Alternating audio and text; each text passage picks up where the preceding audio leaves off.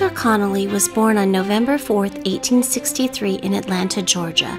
He was the son of Dr. David H. Connally and Sally Winship Connally. Sally's father, Joseph Winship, was an Atlanta industrialist, and prior to the Civil War, her brother John manufactured cotton gins in Tyler, Texas.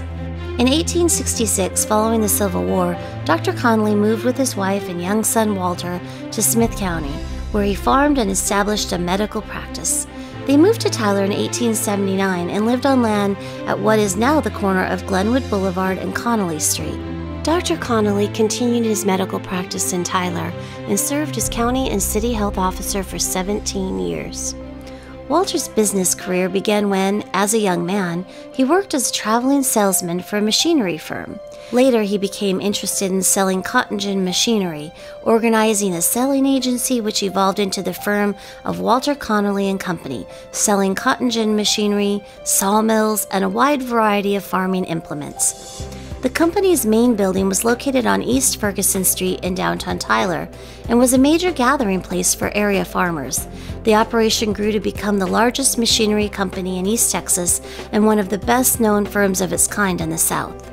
Connally married Greta Brokaw on October 26, 1887, and he had two sons, David Gary Connally in 1888 and Walter B. Connally, born in 1890.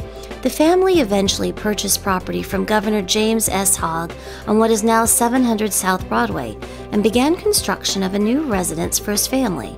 Completed in 1907, the house contained many special and elaborate features. According to a meticulous journal kept by Mr. Connally himself, the total cost of the home was $36,191.94.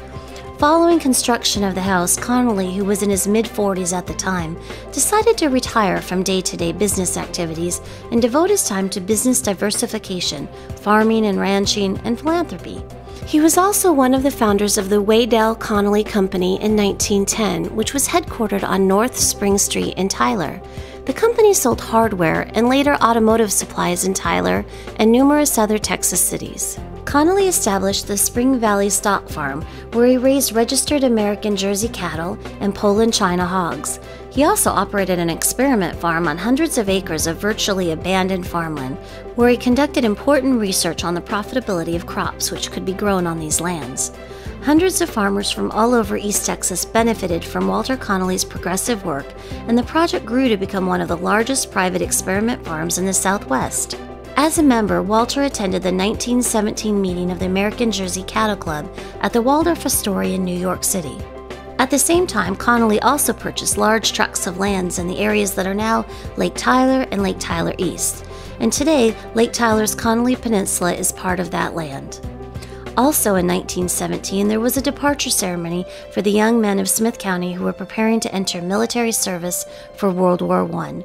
As the men lined up, Walter shook hands with every enlistee and left a shining silver dollar in the palm of each man to substantiate his appreciation.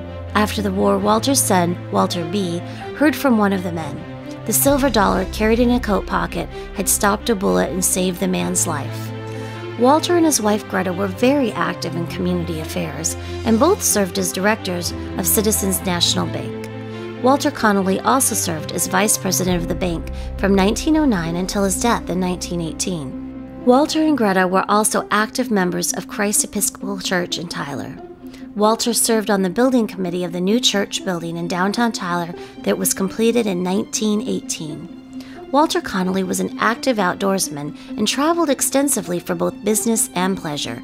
He was part of the celebrated Beaumont gang of sportsmen who conducted annual hunts in East Texas. Walter Connally died suddenly on May 13, 1918, at the age of 54. As a sign of esteem and respect, all businesses in Tyler were closed during the hour of his funeral.